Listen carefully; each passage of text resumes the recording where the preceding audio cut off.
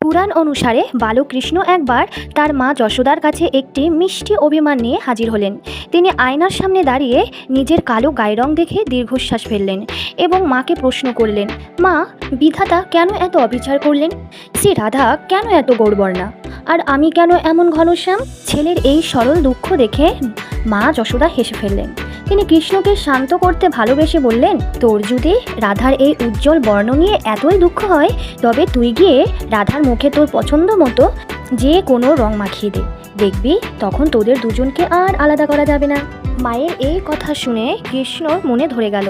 তিনি তখনই এক মুঠো আবির নিয়ে ছুটে গেল বৃন্দাবনের কুঞ্জবনে, যেখানে রাধা তার সখীদের সাথে ছিলেন।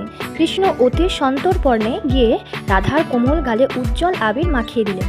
রাধা প্রথমে অবাক হলেও কৃষ্ণের চোখে সেই নির্মল ভালোবাসা দেখে তিনিও পাল্টা কৃষ্ণকে রঙে রাঙিয়ে দিলেন। সেই মুহূর্ত থেকে বৃন্দাবনের আকাশ বাতাস আবিরের রঙে রঙিন হয়ে উঠল।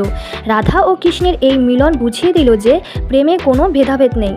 যখন দুজন মানুষ একে অপরকে ভালোবাসার রঙে রাঙিয়ে দেয়, তখন তাদের গায়ের রং বা বাহ্যিক সৌন্দর্য তুচ্ছ হয়ে যায়, কেবল অবশিষ্ট থাকে আত্মার মিলন।